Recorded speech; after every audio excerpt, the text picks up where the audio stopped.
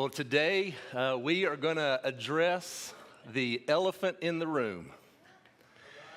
This is a subject that the numbers say many of us are struggling with, but maybe have been too afraid to be honest about, to share our struggle with others, because maybe you've seen other people share this struggle, and all they received was judgment and anger and condemnation. And so that makes you too afraid to really find somebody that you trust and share what's going on in your heart and in your life.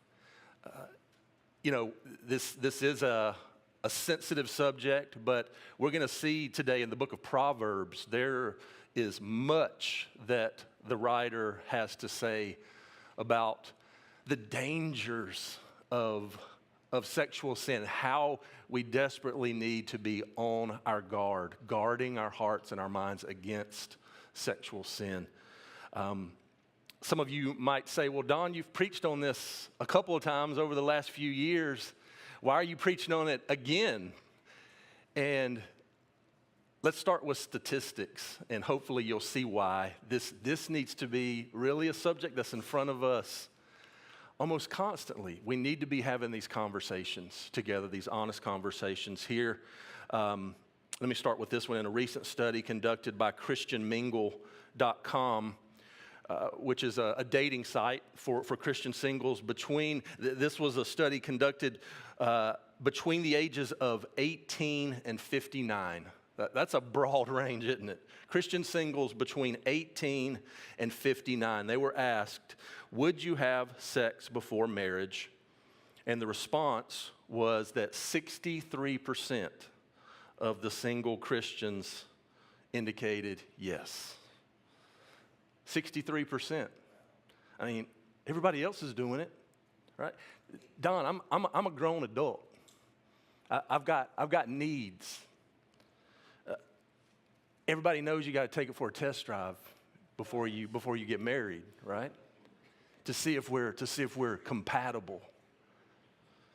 63% indicated yes. What percentage of Christian men and women, practicing Christians, that was in the study, would you guess battle with pornography? According to studies, the answer is 75% of Christian men struggle with pornography, and 40% of Christian women consume pornography monthly or more. 75% of men, 40% of women practicing Christians. That is compared to 78% of men and 44% of women in the general population outside in the world. That's the same thing. There's almost no difference. This is a struggle that is universal. Just because you're a follower of Christ doesn't mean you don't have to battle against this every day, to guard against sexual purity in your life. For Gen Z, the statistics are even greater. They're astounding. That Gen Z are those that were born between 1997 and 2012, ages 14 to 29. Here are the statistics. 2/3 of Gen Z have been watching porn since they were kids. Now, there is no coincidence that lines up with the advent of what? The smartphone.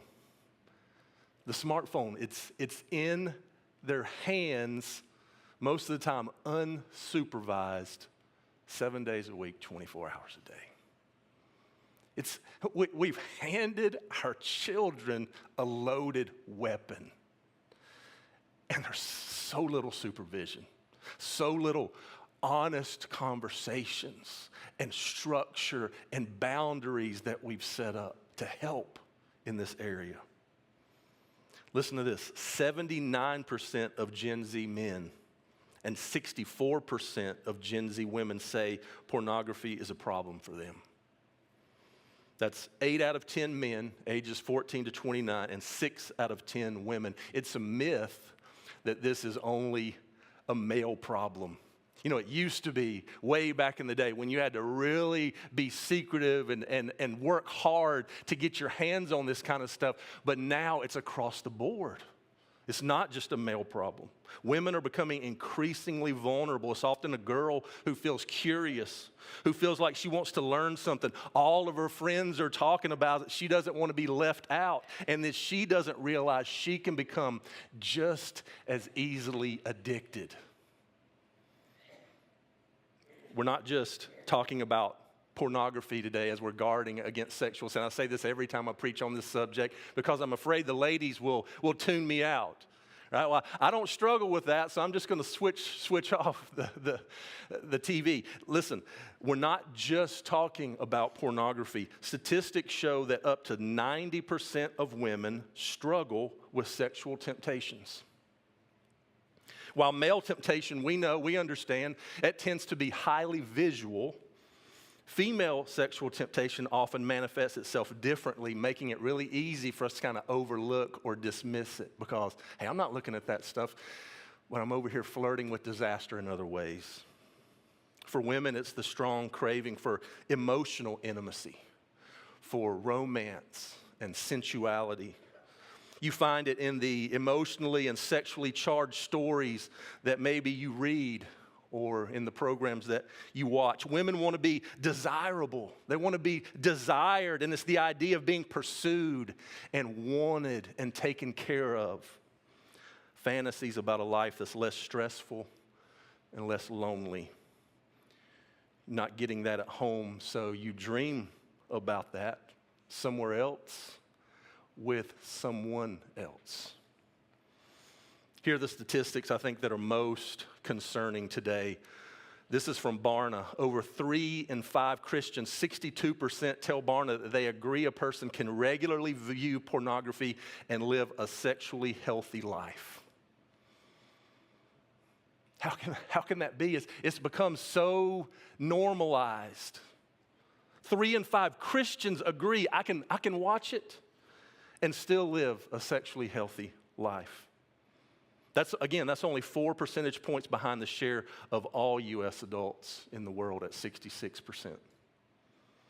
Moreover, 49% of practicing Christians who admit to personally viewing pornography say they are, quote, comfortable with how much pornography they use. How can that be? How can that be? Listen, we have the Spirit of God living in us. We have the actual Spirit of the living God, Jesus Christ, living inside of us. Can you imagine Jesus doing that? Watching those images and then saying, oh, it's all right. It's okay.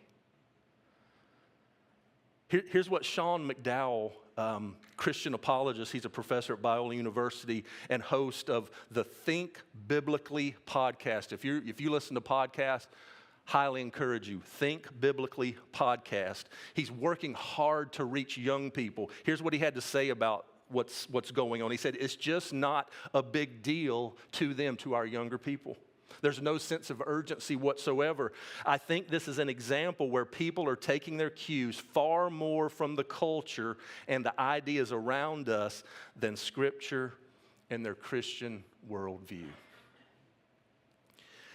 What it says to me, especially to us parents and grandparents, our children need more than just you bringing them to church. That as important as that is, as foundational as that is, they need more than that. You just dropping them off at church and picking them up after. They need discipleship. We need to be having honest, raw conversations about real life issues and offering help. The Christian worldview, the understanding of this life that Jesus has for especially our younger people. And offering the help, not judgment and condemnation, but the mercy and the grace and the help that they need.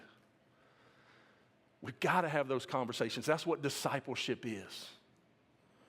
Dr. Julie Slattery, who works with Sean McDowell, She's a psychologist, an author, president of Authentic Intimacy, a ministry focused on sexual discipleship. She said, many Christians don't understand what's being lost when sexuality is broken because they see sexuality more in terms of being a behavioral ethic and not a deeply spiritual battleground. This is a battleground for our hearts and our minds and our lives. Dietrich Bonhoeffer gives a vivid description of this spiritual battle. He writes, in our members there is a slumbering inclination towards desire which is both sudden and fierce. With irresistible power, desire seizes mastery over the flesh. All at once, a secret smoldering fire is kindled. The flesh burns and is in flames. It makes no difference whether it is sexual desire or ambition or vanity or desire for revenge or love of fame and power or greed for money. Here's the key. Joy in God is extinguished in us. And we seek all our joy in the creature. At this moment, God is quite unreal to us. He loses all reality, and only desire for the creature, for the flesh, is real. The only reality is the devil. Satan does not here fill us with hatred of God, but with forgetfulness of God. It is here that everything within me rises up against the Word of God. Listen, this is a spiritual battle that, according to the numbers, we are losing. We're losing. We have to understand our physical, our emotional, and our spiritual lives are on the line. They're at stake. Not only our own, but our children and our grandchildren. Listen to this quote. God doesn't give us such strong warnings against sexual immorality because he wants you to be miserable. God forbids it because sexual immorality leads to brokenness, sadness, emptiness, death, and hell. I love what Jordan said on Friday. We are opening the door for another enemy, another master to come in and have a foothold in our lives. Who will captivate us and then isolate us, because that's what we do, right? When we feel guilty, when we feel shame, isolate us, captivate us, isolate us, and destroy us. Destroy us. That we have an enemy. That's what he wants for your life. That's his mission for your life. He wants to take you down. And here's the thing, he doesn't do anything new. He's been using the same lies since Eden, and he's still using them today. Here's how they go. The first, you know what's best for your life. You know what's best for your life. Doesn't that tree look good? Everybody else is eating of that tree. It's pleasing to the eyes.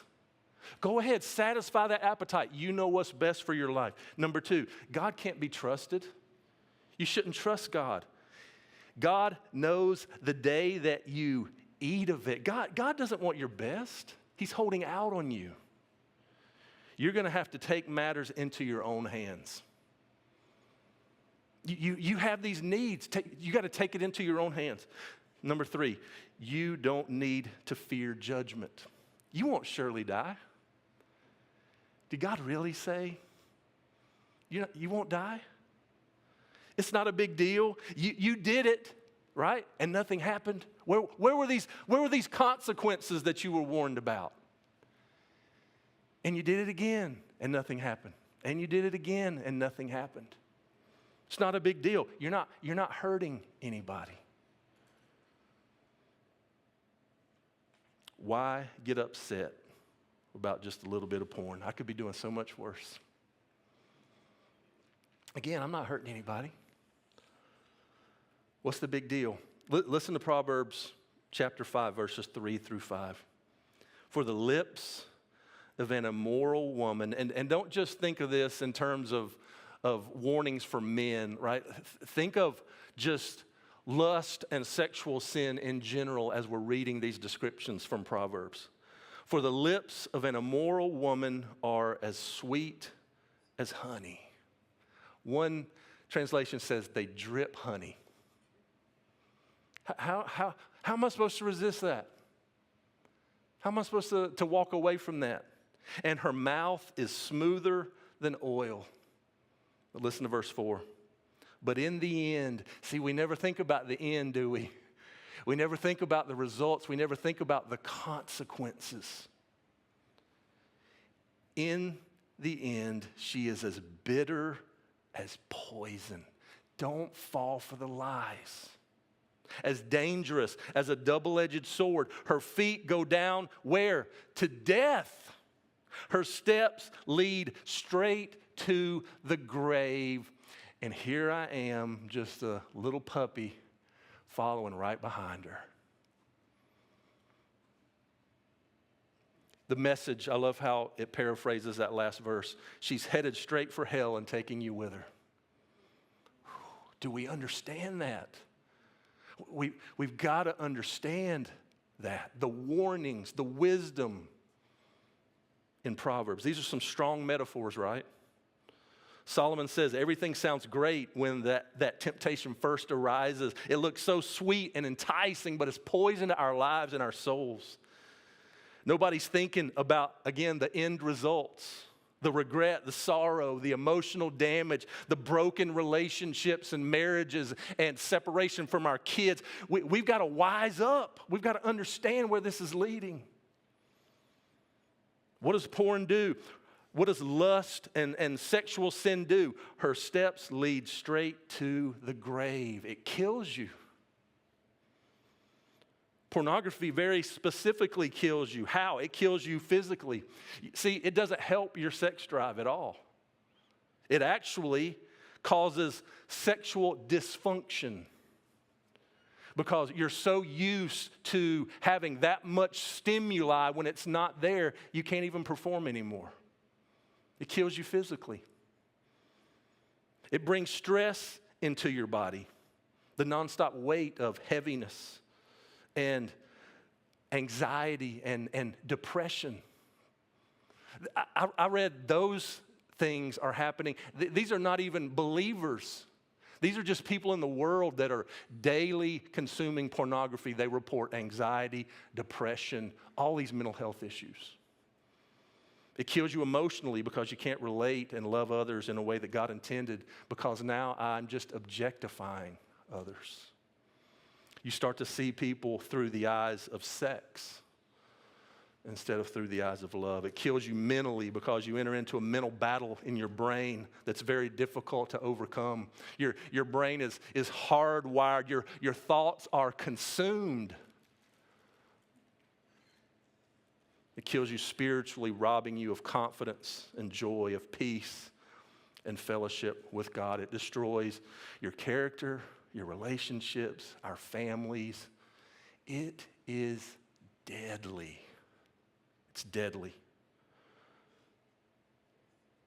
Listen to Proverbs 6, 27 and 28. Can a man, and I'm going to insert here, or a woman, scoop fire into his lap without his clothes being burned? Can you do that? No. Can a man walk on hot coals? Now, I know they figured out some way to do this, but we're talking about you and me, okay? Can a man walk on hot coals? Can you and I without our feet being scorched? No. There will always be consequences. Always. I shared this quote a couple of weeks ago. Don't equate the delay of consequences with the absence of consequences. Again, nothing's happening. You said I would surely die. Nothing's happening. I'm actually kind of enjoying it right now until down the road when my relationships are destroyed, when I take it too far. You know how fire works. A little spark can lead to devastation, just like lust. It's what our spiritual enemy wants to deceive us, to make us take the bait so that he can kill us, destroy us. And here's what is just terrible. He has hijacked a legitimate, God-given desire, a gift to be enjoyed within the confines of marital covenant, and he's turned it into one of the most dangerous and destructive things on the planet. We've fallen for the lies. Listen to this real-life object lesson in Proverbs chapter 7. I'm going to be reading several verses from Proverbs 7, but let's start in verse 6. And this is a father, this Solomon, he's trying to teach wisdom about this subject. And he says, while I was at the window of my house looking through the curtain, I happened to see some naive young men, and one in particular who lacked common sense. Now, isn't that true of young people? You remember when you were young? Did you have a lot of common sense? No. Some of us still don't have a lot of common sense, do we? Listen, naive young men, one in particular who lack common sense, too young to understand consequences that come from our actions. So listen, we have to help our young people. We've got to help them. We've got to help them understand the consequences, the results of these actions. Listen, some of you are still struggling in your 30s and 40s with an addiction that started in your teens. And it's still going on, that started all those years ago. That tells me we can't have this conversation with our kids and our young people just once. Isn't that what we think? Well, we had the sex talk. We had the sex talk. Listen, the culture is speaking with them every single day about this issue. And if we think one time is enough for us as parents and grandparents, we are gravely mistaken. We've got to be having this conversation. Again, honest, raw conversations. Satan is lying to them every day, and the statistics say that they're falling for the lies. So many of us are falling for the lies. So we've got to have those godly men and women in this place. I am beseeching you, find some young people that you can pour into. He hasn't given you all these years of wisdom and understanding of life and learning from your mistakes just so you can keep that to yourself and enjoy retirement. Our young people need you pouring into them, loving them, helping them, encouraging them, praying with them. This is one of Satan's greatest tools to take us down. That same young man who lacks common sense, listen to verse 8. He was crossing the street near the house of an immoral woman. He's walking right into it. I know where she lives. So maybe if I just cross the street, maybe I'll bump into her over there. Right? He's not showing a lot of wisdom here. Strolling down the path by her house. It was at twilight in the evening. What time of the day was it? As darkness fell. Why is it in the darkness? Doesn't want to be found out, right? Darkness hates. We hate the light. Sin hates the light. Nobody's going to know. Now, we don't have to be a Bible scholar to see where this is going, right? As this young man crosses the street. In this guy's mind, Barry White is playing, right? Marvin Gaye, the soundtrack is playing in his mind as he's crossing the street. But Solomon is letting us know that in actuality, the Jaws theme is going on. Okay? Y'all know what that is, right? Imminent danger. He's about to be eaten alive, and he doesn't even know it. He doesn't even know it. What is this young man doing wandering the streets in the middle of the night? Why is he crossing the street near her house? Doesn't want to be seen. He thinks nobody can see what he's doing. Isn't that how this works? How this temptation, how this sin works when the conditions are just right, when there's the opportunity, when there's desire, and when there's secrecy. Opportunity, desire, and secrecy. Listen, I read this week. I hate this statement. The person who wrote this said, that's when the real you and me comes out. That's when the real you and me comes out, when we're by ourselves and there's opportunity, desire, and secrecy. Maybe that's on a business trip. Maybe that's away at college. None of my church family's out here. My parents are back home. Maybe that's when you're just by yourself with your phone. Verse 18. What do you think this woman does when he crosses the street? She just goes out and throws herself at him.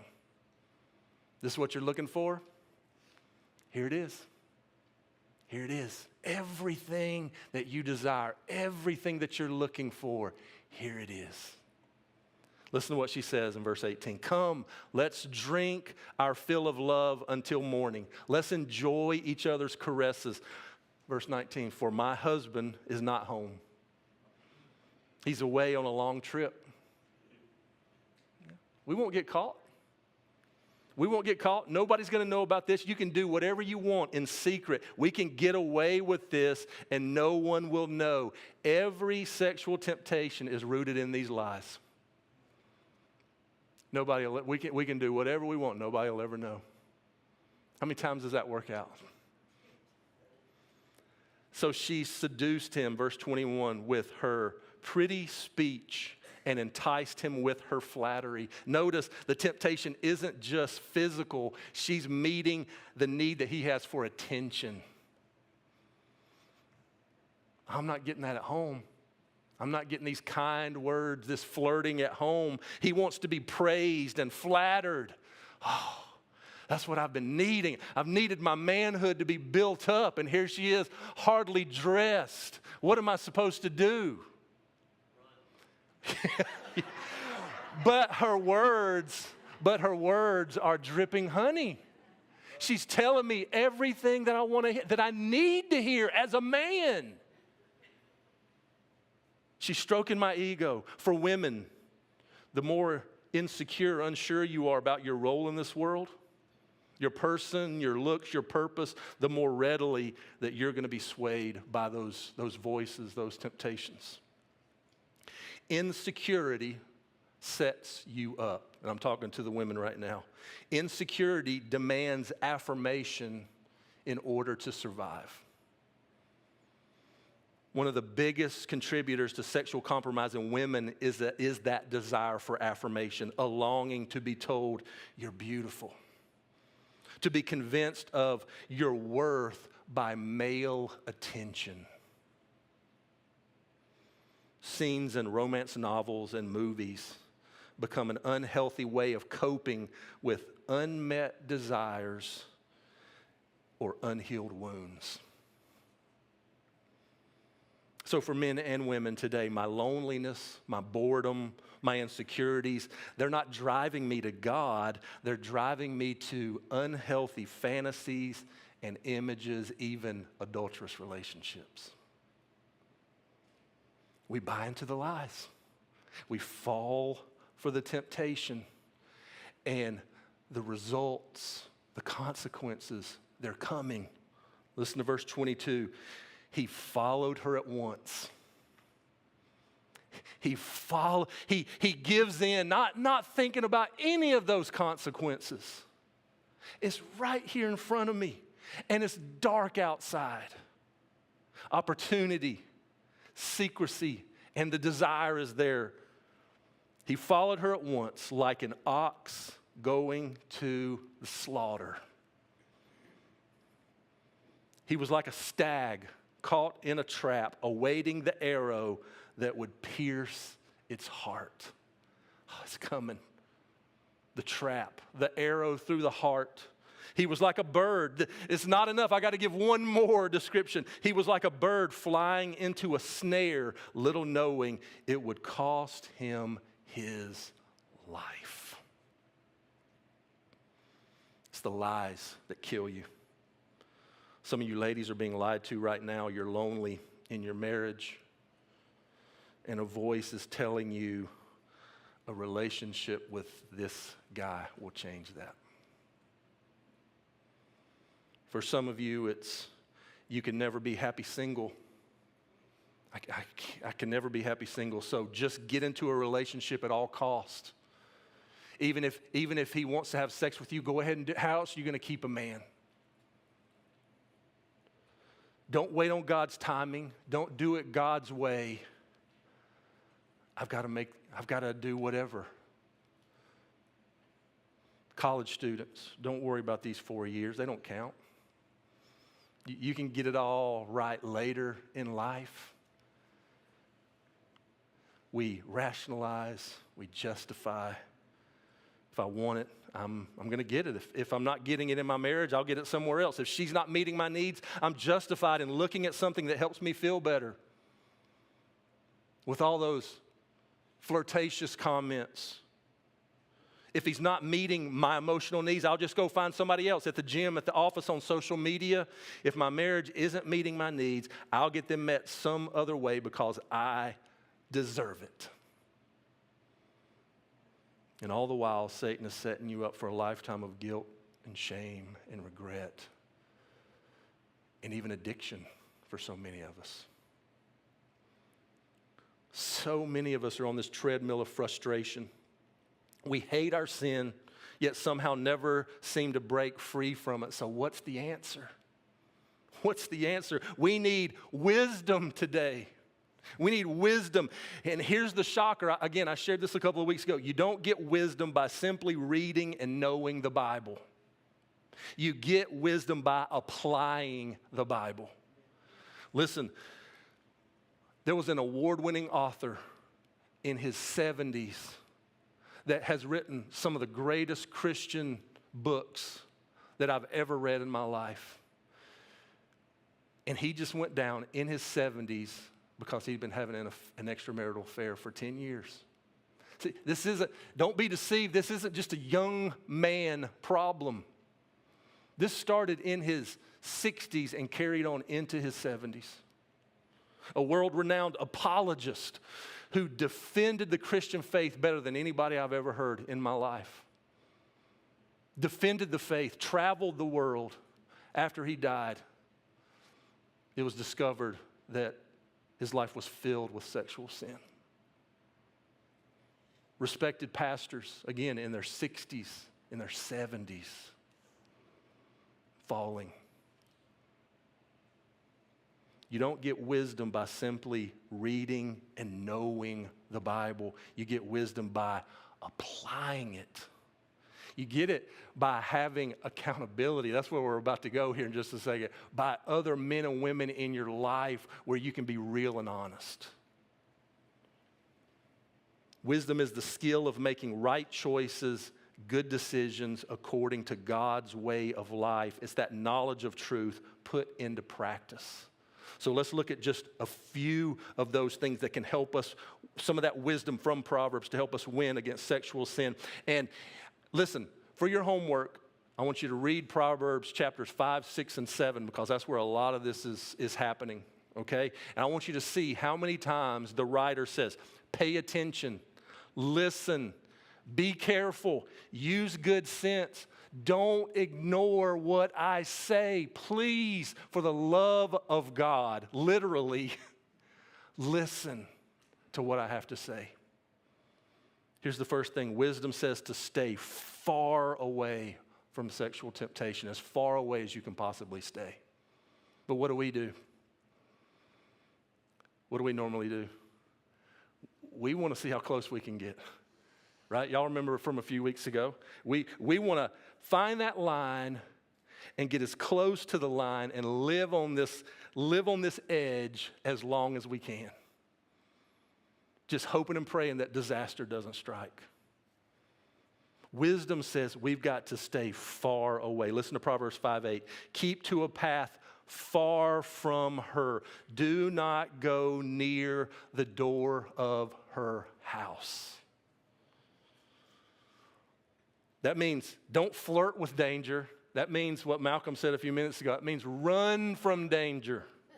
It means run from danger. Don't cross the street. Don't cross the street and get close. You've got to stay as far away as you can. Don't go to their house when you know their mom and dad aren't home. You gotta draw the lines. You gotta make up your mind in advance. Actively avoiding environments and situations where temptation is going to be present. They are going to make you vulnerable to compromise. Proverbs 4:14 and 15 says, do not set foot on the path of the wicked or walk in the way of evildoers. Avoid it. Do not travel on it. Turn from it and go on your way. We have to stay far away. What might this look like for you personally today? Be honest. Are you keeping to a path far from sexual temptation and sin? Or are you just flirting with it more and more, and you're inching closer and closer to destruction? Here's number 2. Wisdom recognizes the lies and the consequences, the devastation of sexual sin that we just read about in Proverbs chapter 7, 5 through 7. Listen, it's not just naive young men that we read about in Scripture. Adam and Eve traded God's best, their entire future, for a taste of forbidden fruit. Samson, David, Esau. What did Esau do? He traded his inheritance, his father's blessing, the birthright, this amazing future,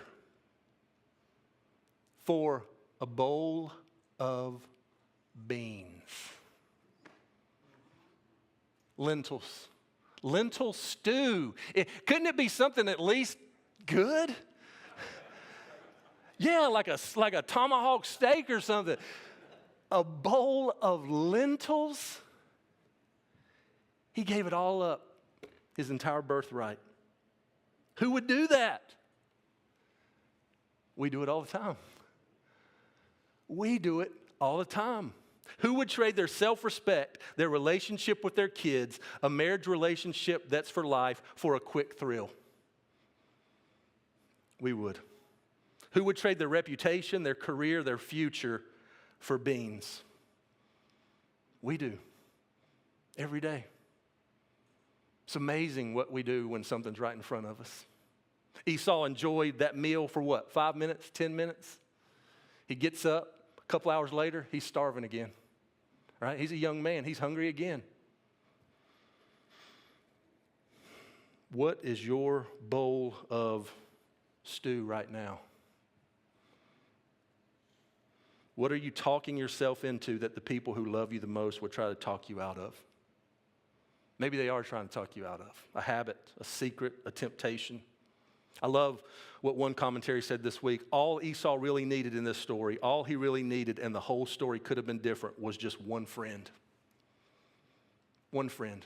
Just like that man who was crossing the street. If he had one friend with him, if he had one person there, the whole story, just one friend to say, Esau, this is ridiculous.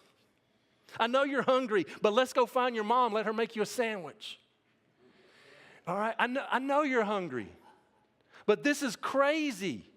I know Jacob is her favorite, but she will cook something for you. Come on, man, you don't have to do this. Not like this. Walk away. I'm telling you, you need people like that in your life. Which leads us to number 3, wisdom seeks accountability. And what that is walking with others in transparent relationships. We gotta have it. We've gotta have it.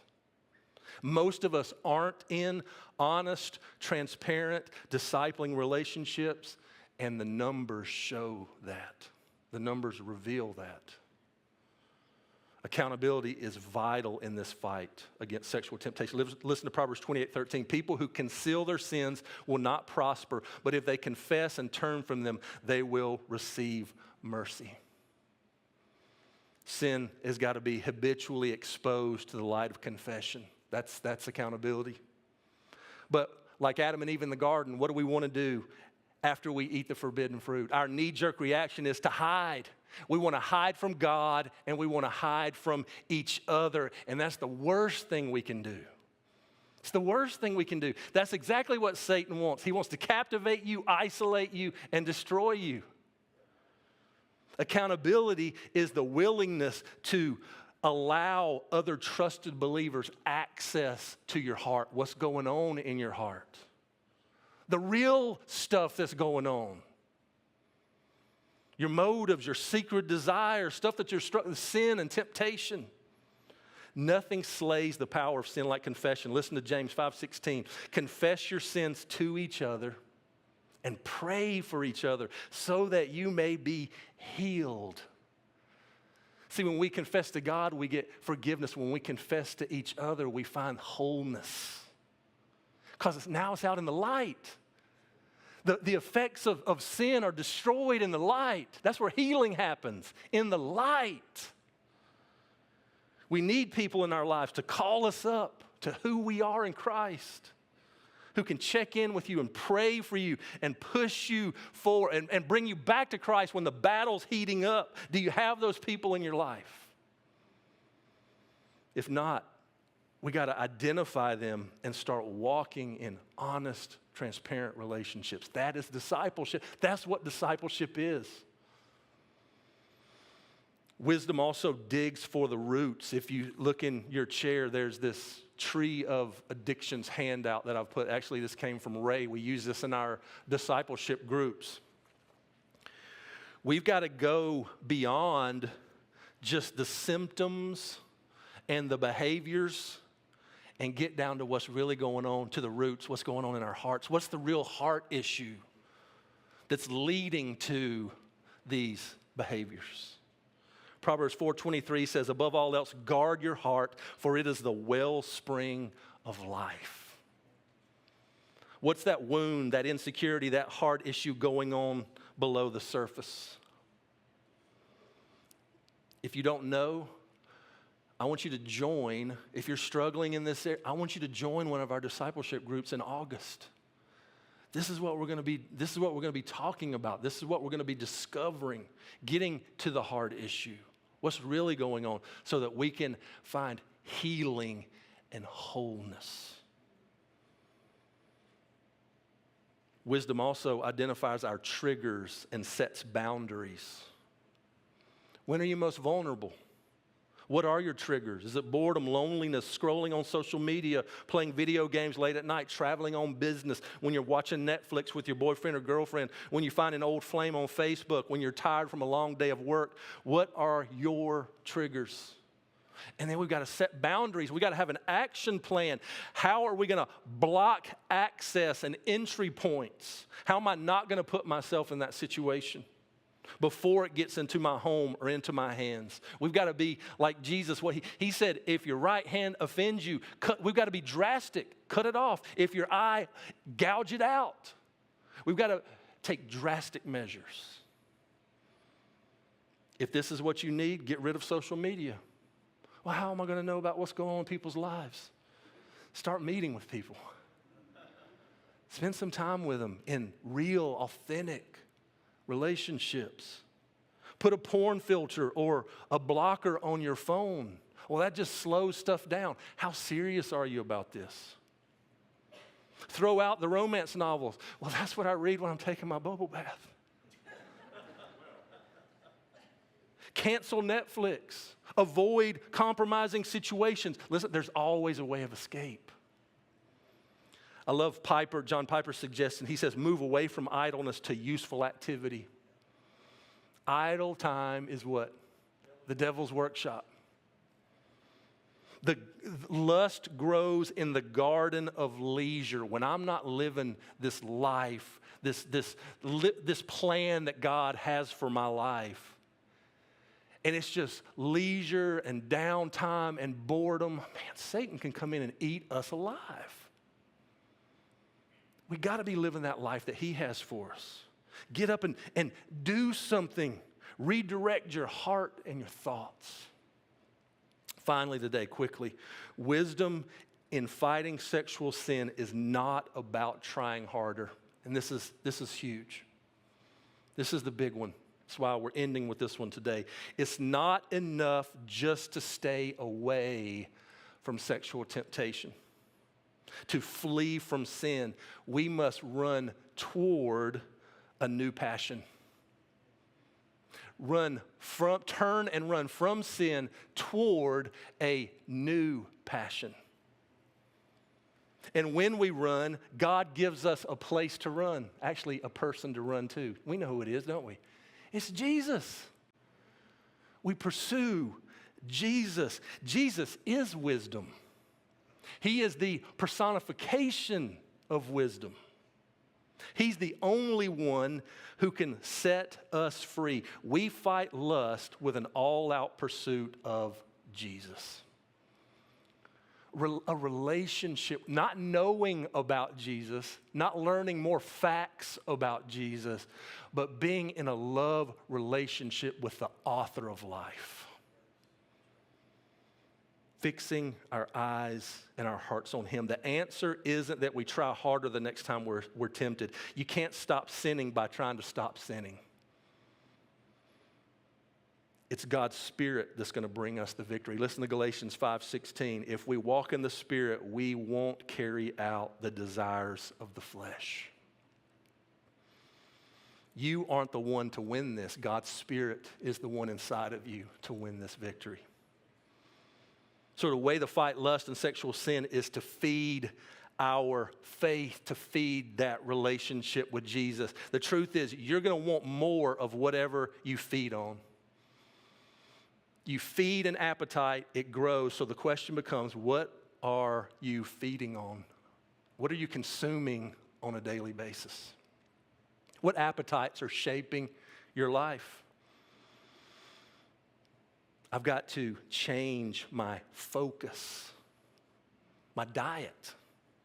It's not watch what I do. It's give my heart to God. Every day I'm giving more and more of my heart to God.